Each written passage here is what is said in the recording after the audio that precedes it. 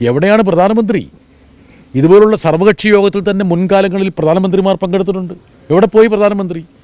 പ്രധാനമന്ത്രി സർവകക്ഷി യോഗത്തിൽ വരുന്നില്ല എന്ന് മാത്രമല്ല, പാർലമെൻറ്റിൽ പോലും വരുന്നില്ല. പ്രധാനപ്പെട്ട ചർച്ചകളെ നയിക്കേണ്ടതിൻ്റെ ഉത്തരവാദിത്വം പ്രധാനമന്ത്രിക്കാണ്. അദ്ദേഹത്തിൻ്റെ വകുപ്പുകളുമായി ബന്ധപ്പെട്ട ഒരു ചോദ്യത്തോട് പോലും അദ്ദേഹം പ്രതികരിച്ചിട്ടില്ല.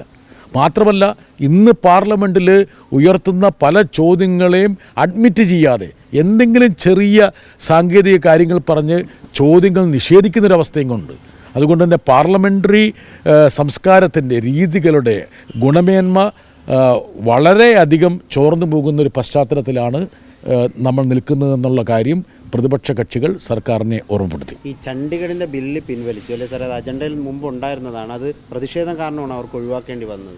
തീർച്ചയായിട്ടും ഇതുപോലൊരു സർക്കാർ ഇന്ത്യയുടെ ചരിത്രത്തിലുള്ള ഒരു അതിർത്തി സംസ്ഥാനമാണ്. അവിടെ ഭീകരവാദത്തിൻ്റെ ഒരു പശ്ചാത്തലമുണ്ട്, ഭീകരപ്രവർത്തനത്തിൻ്റെ നീണ്ട കാലഘട്ടമുണ്ട്.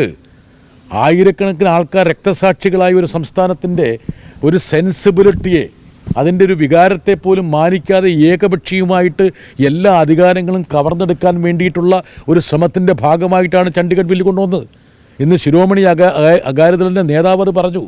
ഇങ്ങനത്തെ നിരുത്തരവാദപരമായിട്ടുള്ള ഒരു സർക്കാർ നിലപാട് ഞങ്ങൾ ഇതുവരെ കണ്ടിട്ടില്ല എന്ന്. ഈ ഗവൺമെൻറ്റിന് തന്നെ സഖ്യകക്ഷി ആയിരുന്നതാണ്. ഇപ്പോഴും പ്രതിപക്ഷത്തോടൊപ്പമുള്ള പാർട്ടിയൊന്നുമല്ല ശിരോമണി അകാലിദൾ. അവർ പോലും പരസ്യമായിട്ട് ഇന്ന് പറയുന്നൊരു സാഹചര്യം വന്നു. മാത്രമല്ല, പലപ്പോഴും ഇന്ന് 13 ബില്ലുകളാണ് ലിസ്റ്റ് ചെയ്തതായിട്ട് ഞങ്ങൾക്ക് നൽകിയിട്ടുള്ള കടലാസിലുള്ളത്. പക്ഷേ മുൻകാലങ്ങളിലെ അനുഭവം എന്താണ്? പ്രധാനപ്പെട്ട ബില്ലുകളൊക്കെ മിസൈലുകളായി വന്ന് പതിക്കുകയാണ് പാർലമെൻറ്റിൽ. നേരത്തെ നോട്ടീസ് നൽകില്ല, രാവിലെ 8 മണിക്ക് പറയും ഇതാ ബില്ല് വരാൻ പോകുന്നു എന്ന് പറയും.